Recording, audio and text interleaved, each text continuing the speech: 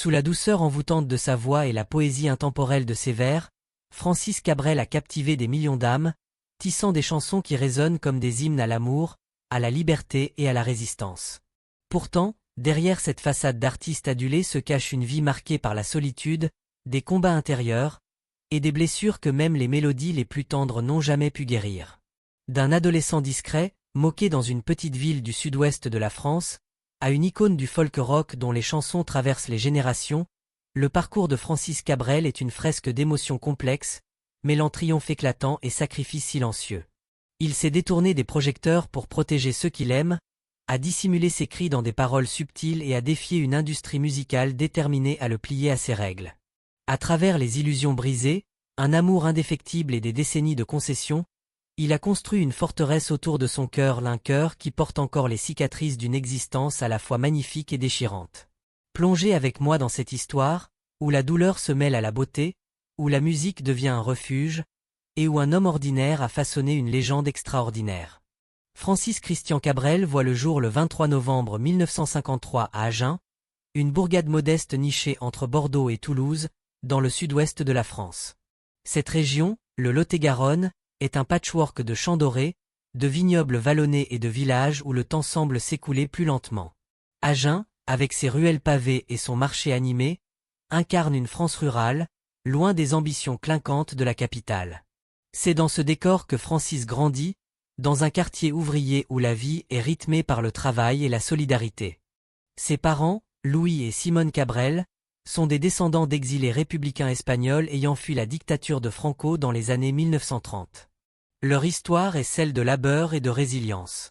Louis, ouvrier dans une biscuiterie locale, passe ses journées dans l'odeur sucrée des gâteaux industriels, tandis que Simone, avec une détermination sans faille, cumule des emplois de ménage pour subvenir aux besoins de la famille. Dans ce foyer, l'argent est rare, mais les valeurs, l'honneur, la famille, la persévérance sont inébranlables. Les repas, souvent simples, sont l'occasion de rire et de récits partagés, où les souvenirs d'Espagne se mêlent aux espoirs d'une vie meilleure en France. Francis, l'aîné de 3 enfants, grandit dans cet univers où les rêves semblent un luxe. Dès son plus jeune âge, il se distingue par sa timidité. Contrairement aux gamins turbulents du quartier, qui s'adonnent au jeu dans les rues poussiéreuses, Francis préfère la solitude de sa chambre. Là, il griffonne des dessins, imagine des histoires, ou s'évade dans un monde intérieur riche et coloré. Un vieux transistor, cabossé mais précieux, devient son compagnon fidèle. À travers ses grésillements, il découvre les chansons de Georges Brassens, dont les textes ciselés racontent la vie avec une ironie tendre, et de Bob Dylan, dont la voix rauque porte les combats d'une génération. Ces mélodies, qu'il écoute en boucle, éveillent en lui une fascination pour la poésie chantée, un art capable de transformer les émotions brutes en quelque chose d'universel. Les soirées familiales offrent un autre refuge musical. Autour d'une table encombrée de plats rustiques, cousins, oncles et grands-parents entonnent des chansons folkloriques espagnoles, héritées de leurs racines andalouses et catalanes. Ces airs, mêlant guitare et voix vibrante, emplissent le salon d'une chaleur nostalgique. Francis, alors enfant, observe en silence, captivé par la manière dont la musique unit les cœurs et transcende les générations. Ces moments, bien que simples, plantent les graines d'une vocation qui germera plus tard. Mais hors de ce cocon familial, le monde est moins clément. À l'école, dans les années 1960, Francis est un garçon discret, presque invisible.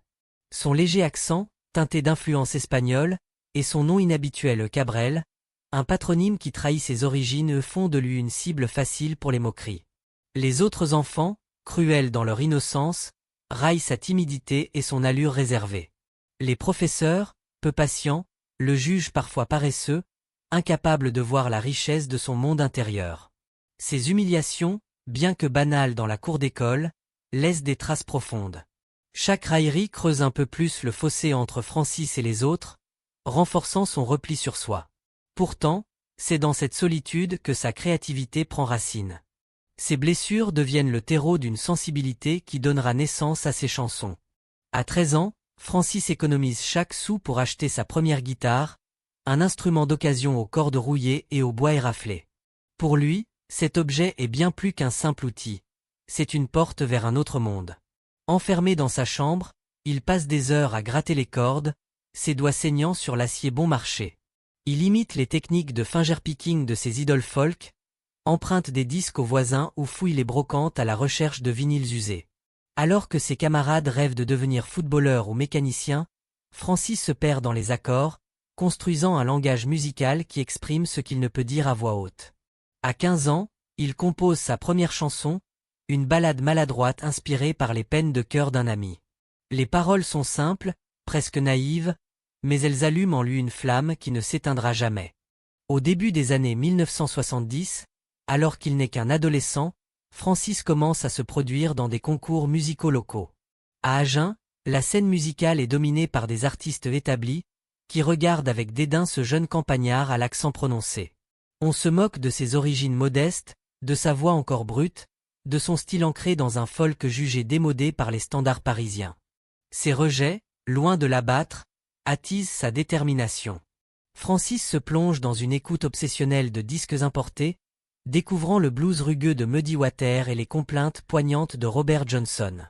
Il passe des nuits à décortiquer leurs riffs, à tisser leurs influences dans sa propre langue musicale, mêlant la poésie française à l'âme du folk américain. Dans sa petite chambre, éclairée par une lampe vacillante, il rêve d'un avenir plus grand que les murs qui l'entourent. Mais à Agen, personne ne semble y croire. Les maisons de disques, lorsqu'il ose frapper à leur porte, lui claquent la porte au nez. Ses textes, trop introspectifs, ne correspondent pas aux attentes commerciales de l'époque, dominées par des chansons pop légères ou des rock tapageurs. Sa voix, encore rugueuse, est jugée inadaptée aux radios. Ses refus, répétés et cinglants, érodent peu à peu sa confiance. En 1974, à l'âge de 21 ans, Francis est au bord de l'abandon. Épuisé, sans argent, il envisage de ranger sa guitare et de rejoindre la vie ouvrière de ses parents. C'est dans ce moment de désespoir qu'il compose Petite Marie, une chanson dédiée à Mariette, une jeune femme qui a capturé son cœur à l'âge de 17 ans. Ce morceau n'est pas seulement une déclaration d'amour, c'est un cri du cœur, un adieu à un rêve qu'il croit perdu. Avec une simplicité déchirante, il y verse toute sa frustration, sa tendresse et son espoir évanoui. Par un coup du destin, une station de radio locale, Sud Radio, diffuse la chanson. Le public, touché par son authenticité, s'en empare immédiatement. En quelques semaines, Petite Marie devient un phénomène, propulsant Francis hors de l'ombre.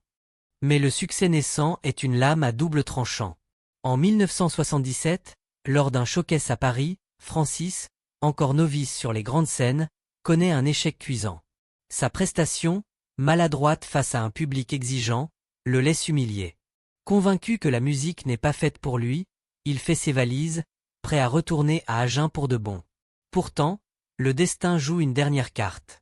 Une nuit, à 3 heures du matin, il gratte sa guitare dans une cage d'escalier d'hôtel, seul avec ses pensées. Un producteur, logé dans le même établissement, l'entend par hasard. Ému par la pureté de sa voix et la sincérité de sa musique, il lui offre une nouvelle chance. Cette rencontre fortuite marque un tournant décisif, ouvrant les portes d'une carrière nationale. À la fin des années 1970, Francis Cabrel commence à se faire un nom. Son premier album, Les Murs de Poussière, 1977, révèle une voix unique, à la fois rauque et délicate, portée par des textes qui parlent d'amour, de nature et de combat intérieur. La France, lassée des productions formatées, trouve en lui une bouffée d'air frais. Mais l'industrie musicale, impitoyable, cherche à le modeler. On lui demande d'adoucir ses paroles, de se plier aux exigences des plateaux télévisés, de lisser son style pour séduire un public plus large. Francis, fidèle à ses convictions, refuse catégoriquement.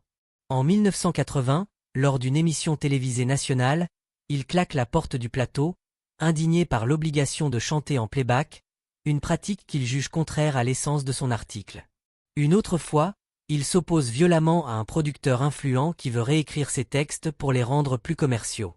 Ces actes de rébellion, bien que courageux, lui coûtent cher. Certaines radios boycottent ses chansons, et des portes se ferment dans une industrie où le compromis est la règle. Mais ces refus forgent aussi sa légende. Francis devient l'emblème d'une authenticité rare, un artiste qui préfère la vérité à la gloire facile. Les blessures de sa jeunesse, les moqueries à l'école, le mépris des musiciens locaux, les portes closes des maisons de disques continuent de le hanter. Même au sommet de sa popularité, il porte en lui les stigmates d'un garçon en qui personne ne croyait. Ses cicatrices se reflètent dans ses chansons, où la fragilité côtoie la force, où la poésie devient un exutoire. Francis Cabrel n'est pas seulement un chanteur. Il est un conteur d'émotions, un troubadour moderne qui transforme la douleur en beauté. Les années 1980 marquent l'ascension fulgurante de Francis Cabrel. Des albums comme Les Chemins de Traverse, 1979, et Fragile, 1980, s'imposent comme des classiques, portés par des titres tels que Je l'aime à mourir et L'encre de tes yeux. Sa voix, désormais polie par l'expérience, et ses textes, d'une poésie rare, touchent un public de tous âges. Les salles de concert se remplissent, les radios diffusent ses chansons en boucle, et la France voit en lui une voix authentique, un antidote aux excès du show-business. Pourtant, la célébrité est une maîtresse exigeante. L'industrie musicale, qui le célèbre, tente aussi de le brider. On lui reproche son intransigeance, son refus de se plier aux conventions. Francis, loin de céder, double la mise. En 1994, il sort La Corrida, une chanson qui dénonce avec une force poétique la cruauté de la tauromachie. Dans le sud de la France, où cette pratique est une tradition profondément enracinée, le titre déclenche une tempête. Des radios locales refusent de le diffuser, des fans traditionalistes brûlent ses disques en public, et Francis se retrouve soudain la cible de ceux qu'il cherchait à toucher. Cette polémique, qui aurait pu briser la carrière d'un artiste moins résolu, ne fait que renforcer sa détermination. La corrida révèle une facette méconnue de Francis Cabrel. Sous ses airs de romantique, il est un rebelle. Ses chansons, souvent perçues comme de simples ballades, dissimulent des messages de protestation, glissés avec une subtilité qui échappe aux censeurs. Pendant des années, il a chanté l'amour et la nature tout en dénonçant, à demi-mot, les injustices et les absurdités du monde. Avec la corrida, il montre enfin ses griffes, et la France le découvre sous un nouveau jour. Un poète engagé, un artiste qui refuse de plier. Mais cette prise de position a un prix. Dans l'industrie, on le qualifie de difficile, d'intransigeant, voire d'arrogant. Une dispute avec un producteur influent, à qui il refuse de céder le contrôle de ses textes, le marginalise davantage. Parallèlement, sa vie personnelle souffre de sa notoriété croissante. Les journalistes s'immiscent dans son quotidien, les fans franchissent les limites, et la tranquillité d'Astafor, où il s'est installé avec sa famille, devient un souvenir. La célébrité, qu'il n'a jamais vraiment recherchée, menace l'équilibre de ceux qu'il aime le plus. Au milieu des années 1990, épuisé par les pressions médiatiques et les attentes incessantes, Francis prend une décision radicale, il se retire de la vie publique. Ce choix n'est pas seulement motivé par un besoin de repos, mais par une urgence vitale, protéger sa famille. Une rencontre troublante avec un fan obsessionnel, qui franchit les limites du respect, le convainc de renforcer les remparts autour de sa vie privée. Astafor, le village où il s'est établi avec Mariette et leur fille, devient son sanctuaire. Astafor, avec ses ruelles paisibles et ses paysages vallonnés, incarne une France rurale intemporelle. C'est là que Francis trouve refuge, dans une maison entourée de vignobles et de champs. Mais ce havre de paix a un coût. En s'éloignant des plateaux télévisés et des interviews, Francis s'isole aussi de ses collègues et de ses soutiens. Sa célébrité, qu'il a portée au sommet, le coupe du monde extérieur, renforçant une solitude qu'il porte depuis l'enfance. Dans ce refuge, Francis tente de retrouver la sérénité. Il passe ses journées à écrire, à jouer de la guitare, à marcher dans les vignobles. Mais même dans cet écrin, les blessures du passé ressurgissent. Les moqueries de l'école, les refus des maisons de disques, les polémiques autour de ses chansons, tout cela continue de peser sur lui. Sa musique, bien qu'un exutoire, ne suffit pas à apaiser totalement ses tourments. Au cœur de l'histoire de Francis Cabrel se trouve sa famille, et en particulier Mariette, la femme qui a changé sa vie. Leur rencontre, en avril 1970, lors d'une fête de village à Bias, est un moment digne d'une chanson. Francis, alors âgé de 17 ans, repère Mariette de l'autre côté de la salle. Malgré sa timidité écrasante, il trouve le courage de l'aborder. Ce moment marque le début d'un amour qui durera plus de 5 décennies. En 1974, il se marie, et Mariette devient non seulement sa compagne, mais aussi sa muse et son encre. À Astafort, ils construisent un foyer solide pour leurs 3 filles. Aurélie, née en 1977, Manon, née en 1990, et Tu, adoptée au Vietnam en 2004 à l'âge de 3 ans. Mariette, avec une force tranquille, prend en charge le quotidien. Elle gère les finances, supervise l'éducation des enfants, et s'occupe même d'une partie des affaires de Francis via leur label familial, Chandelle Productions. Son rôle dépasse largement celui d'une épouse traditionnelle. Elle est la gardienne du sanctuaire Cabrel, permettant à Francis de se consacrer corps et âme à sa musique. Mais ce dévouement a un prix. Dans de rares confidences, Francis admet ressentir une culpabilité face au sacrifice de Mariette. Elle a mis de côté ses propres rêves pour soutenir les siens, assumant les tâches ingrates pour que lui puisse briller. Cette dynamique, bien qu'essentielle à leur équilibre, laisse des traces de regret dans le cœur de l'artiste. Chaque fois qu'il chante Petite Marie, il est transporté à cette nuit de 1970, où il a vu en Mariette une promesse d'amour éternel, une promesse qu'elle a tenue, mais à quel prix? Les filles de Francis, elles aussi, portent le poids de son nom. Aurélie, en particulier, a souffert des conséquences de la célébrité de son père. Dans une interview poignante aux Parisiens en octobre 2002, à l'âge de 25 ans, elle raconte les brimades subies à l'école. Ses réussites, qu'il s'agisse de bonnes notes ou de tentatives musicales, sont systématiquement remises en question. On l'accuse de profiter du nom de son père, de n'être qu'une pâle copie de lui. Pire, elle confie avoir été victime de violences physiques, frappée au visage simplement parce qu'elle s'appelait Cabrel. Ces humiliations, répétées tout au long de son adolescence, laissent des cicatrices profondes. Francis, père protecteur, a tout fait pour préserver ses filles de la cruauté du monde extérieur. Il limite leur exposition médiatique, les élève dans un foyer stable et aimant. Mais la célébrité, comme une ombre, s'infiltre partout. Aurélie finit par abandonner ses ambitions musicales pour se consacrer à la gestion du Square, l'hôtel-restaurant familial d'Astafort. Ce choix, bien que libérateur, est une douleur pour Francis. Il admire le courage de sa fille, mais regrette qu'elle ait dû renoncer à ses rêves à cause de l'héritage qu'il lui a transmis. Manon et Tu, chacune à leur manière, doivent également naviguer entre les opportunités et les pressions d'être les filles d'une légende. Au début des années 2000, Francis acquiert un domaine à Astafort, comprenant une ferme centenaire et un vignoble en activité. Ce lieu devient son refuge ultime, un endroit où il peut échapper aux attentes du monde. Il transforme une grange en pierre, datant du XVIIIe siècle, en un studio d'enregistrement à l'acoustique exceptionnelle.